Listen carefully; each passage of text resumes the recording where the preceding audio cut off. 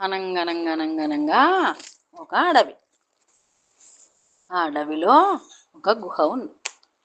గుహలో సింహం పెద్దగా నోరు తెరిచి శబ్దం చేస్తోంది. మాట్లాడలేకపోతోంది. దాని ఎదురుగా కొన్ని జంతువులు కూర్చొని విచారంగా చూస్తున్నారు. జరిగిన విషయం ఏంటంటే, ఆ ఉదయం మృగరాజు ఒక జింకను వేటాడి తింటున్నప్పుడు ఒక ఎముక దవడలో గుచ్చుకుంది. దాంతో విపరీతమైన నొప్పి, తినడం కాదు కదా, నోరు కూడా మోయలేని స్థితి. అంతలో ఆగమేఘాల మీద మంత్రి నక్కగారు వచ్చారు. పరిస్థితి అర్థం చేసుకొని, మరేం భయం లేదు, ఇప్పుడే మన కొంగను పిలుస్తాను, అది చిటికలో మీ సమస్యను పరిష్కరిస్తుంది అని చెప్పి మిగిలిన జంతువులన్నింటినీ పంపేసింది. సింహం నిస్సహాయంగా తలూపింది. అరగంటలో అక్కడికి కొంగగారు రానే వచ్చారు. సింహం నోట్లో పరికించి చూసి, అవును మహారాజా, మీ నోట్లో ఒక ఎముక గుచ్చుకోనుంది, దాన్ని తొలగిస్తాను, కానీ మీరు నాకు మూల్యం చెల్లించాలి అంది. సింహం నక్క కోపంగా చూశాయి. మూల్యమంటే కేవలం 10 ఎండు చేపలు ఇస్తే చాలు మహారాజా అంది కొంగ వినయంగా. నక్క ఏదో అనబోతుండగా సింహం వారించి, సరే అలాగే అన్నట్లు తల అల్లించింది. 10 నిమిషాల్లో సింహం నోట్లో తలపెట్టి ఆ ఎముక ఎక్కడుందో వెతికి బయటకు లాగి పడేసింది కొంగ. హమ్మయ్య అనుకుంది సింహం. ఏంటి ఇప్పుడు చెప్పు, నీ మూల్యం కావాలా? నా నోట్లో నీ తల ఉన్నప్పుడు కొరకకపోవడమే నేనిచ్చే నీకు మూల్యం అంది సింహం వికటంగా. ఇది మోసం మహారాజా అనబోతున్న కొంగపైకి దూకింది నక్క. అంతేకాదు, అప్పటికప్పుడే గుహ తలుపులు మూయించేసింది. కొంగకు భయం వేసింది. గుహ కప్పు అంత ఎత్తుగా లేదు. ఒకవైపు నుంచి నక్క, మరోవైపు నుంచి సింహం దాని మీద దాడికి చూస్తున్నాయి.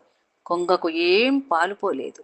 అక్కడికక్కడే ఎగురుతూ తప్పించుకోవడానికి చూస్తోంది.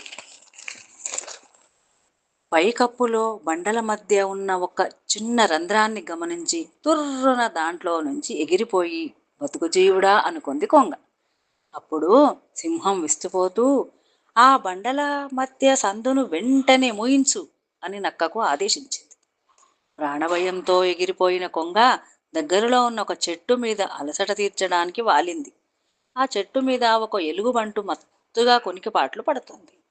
ఏంట్రా అలా భయంతో గజగజ వణుకుతున్నావు, ఏమిటి సంగతి అంది ఎలుగు దాన్ని చూస్తూ. సింహం నక్క తనకు చేసిన అన్యాయం గురించి కొంగ చెప్పి వాపోయింది. వాళ్ళంతే నీచులు అంది ఎలుగు. అంతలోనే నక్క అటుగా రావడం చూసి కొంగ ఎగిరిపోయింది. నక్క చెట్టుకు దగ్గరగా వచ్చి, మామా, మన రాజుగారి గుహపైన ఒక కంత ఉంది. పెద్ద బండతో దాన్ని నువ్వు పూడ్చాలి, వెంటనే రమ్మని రాజాజ్ఞ అంది నక్క దర్పంగా. అలాగే అల్లుడు, పద వస్తాను అంటూ చెట్టు దిగింది ఎలుగు. రెండు గుహ దగ్గరకు వచ్చాయి. నక్క దర్జాగా గుహలోకి వెళ్ళి సింహంతో ముచ్చట్లు పెట్టింది. ఎలుగు గుహపైకి ఎక్కి కంత ఎక్కడుందో చూసింది. ఈ రెండింటికి బుద్ధి చెప్పాలి అనుకున్న ఎలుగు కంతకు సరిపడా బండ కాక కొద్దిగా చిన్న సైజు బండతో దాన్ని కప్పబోయింది. అంతే, ఆ బండ దబేళ్ళ లోపల ముచ్చట్లు చెప్పుకుంటున్న నక్క తలను పచ్చడి చేసి పక్కనే ఉన్న సింహం పైకి దొర్లింది. దాని ముందు కాళ్ళు నుజ్జు నుజ్జు అయ్యాయి. సింహం బాధతో భయంతో అరవడం మొదలుపెట్టింది. గుహ తలుపులు మూసి ఉండడం వల్ల ఆ అరుపులు బయటకి ఎవరికీ వినపడలేదు. ఎలుగు నవ్వుతూ కంతకంటే పెద్దదైన బండతో ఆ ఖాళీని అప్పుడే మూసేసింది. రాజు మంత్రి అనే గర్వంతో సింహం నక్క చేస్తున్న అరాచకాలకు అలా అడ్డుకట్ట వేసింది ఎలుగు. సింహం ఆహారం నీళ్లు లేక గొంతు ఎండుకుపోయేలా అరిచి అరిచి కొన్నాళ్లకు ప్రాణం విడిచింది. కథ కంచికి మనం ఇంటికి.